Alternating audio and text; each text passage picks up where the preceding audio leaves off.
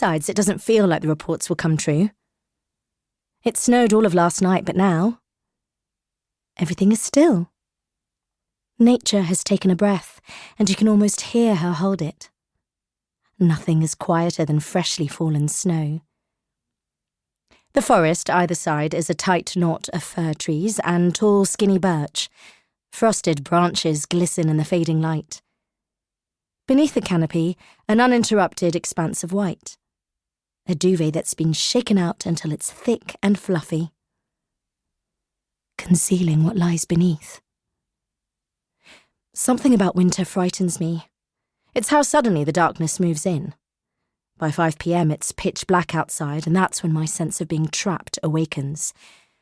An emotion I've struggled with since I was little. I've always been untrusting of the night. Mum complains I tiptoe through life. I'm too hesitant, too uncertain.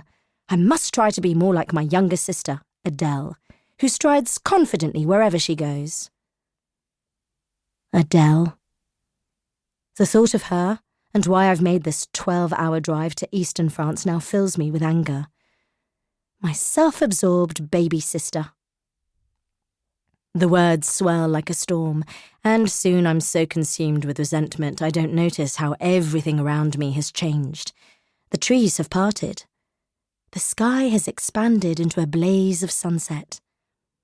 It appears like a mirage in the clearing, shimmering with a frosting of snow. The chateau. Adele's videos haven't done it justice. Puncturing the sky with its tower and turret, it's far bigger and more impressive in real life. I slow to a crawl, my breath catching as I drink in the view.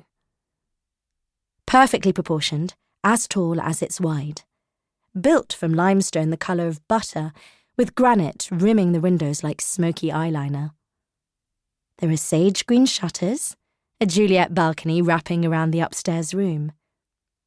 The roof is spiked with hooded windows, pointy like witches' hats. The courtyard circles around a fountain. A statue of a woman cradling a child, the pale folds of her robe falling loosely around her waist. I imagine what it must be like when it's switched on in summer, with a patter of water drifting through the estate. Dazzling in the low winter light, the building commands attention. It speaks to you with an air of arrogance. I've survived hundreds of years.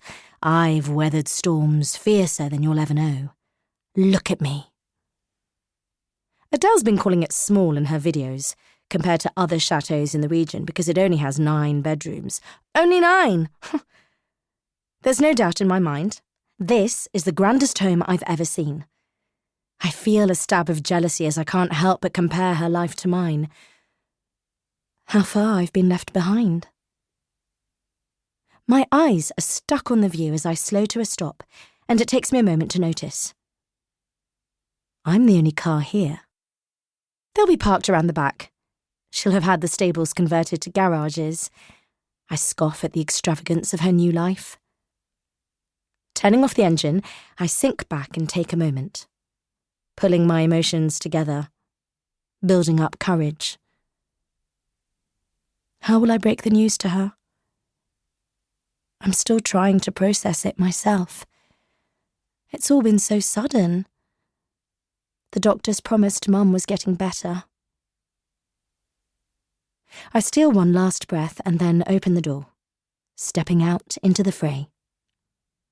The powdery snow reaches past my ankles, and within seconds the cold's worked its way in, seeping through the fabric of my trainers.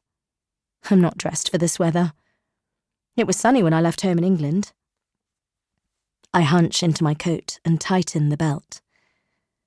Slipping into the shadow of the building, my senses become alert. Instinctively I look up, eyes scanning the facade, taking in the weather vane, the gargoyles clinging to the corners, the slits in the tower where the archers would have hidden. It's a hodgepodge, the stars of centuries soldered together. I feel another surge of emotion coming on, but this time I catch myself. A skill I've learned from years working as an ICU nurse, mastering the art of keeping calm. I've learned how to understand feelings so as not to be over...